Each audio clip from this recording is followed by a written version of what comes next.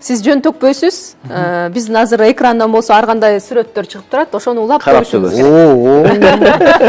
Силер мени текшерейин деген турбайсыңар. Бирок бул башталышы гана, дагы кызыктарабыздан көрөбүз. Атабыздын 100 жылдыгы болуп атат. Экранды мындайраак этсеңиз болот. Каякты карайын. Мен Экранды карайбыз. Экранды карашмы? Экранды карап эле төгөрүз.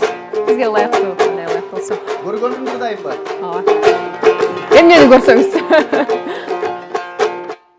Кундай атабыз дестеп жатабыз, албеттен жигиттин парз экен эл журтунан баталыш. Кочкордун чыгып жеринен, залкарлардын элинен, алакандай кыргызга ак кызматын кылыптыр. Кечең коңшугаң өтүп кетерде тетиги соң көлдү бери буруптур. Ал Сүймөн кул деген ким эле, залкарлардын бири эле. Сүймөн кул десең өзүмө Караш фильми тартылып келет шыреле. Кече алдында минген буданы, арстандын бири будагы. Ойлоп олтурсам, Насыр агам дагы бар. Айтпай журтка таанымал, өзгөчө кимин жагынан. Атагы кеткен абыдан, залкарлардын ырыма кошпой анан нагылам. Жарга жаңы келген чагында, искусство окуу жайында, окуп жаткан маалымда, ушул кишилер сабак берделе. Залкарлардын эмгегин мен айтпайт элем эмнеге.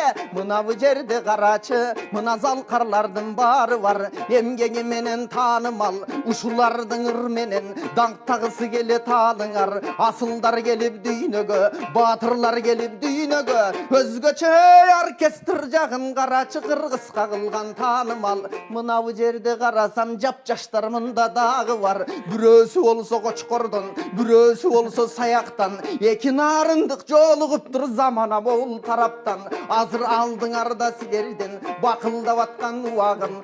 Эй, кадырыңар токтоп калды го, эмнени айтам эми деп шакылдап аткан убагым. Кыскасыңа кайын тууган эл менен амандашып турамын. Таң атпай келип силерге саламдашкан убагым. Анда алпаруучулар сүйлөсөң уланта кетем биягы.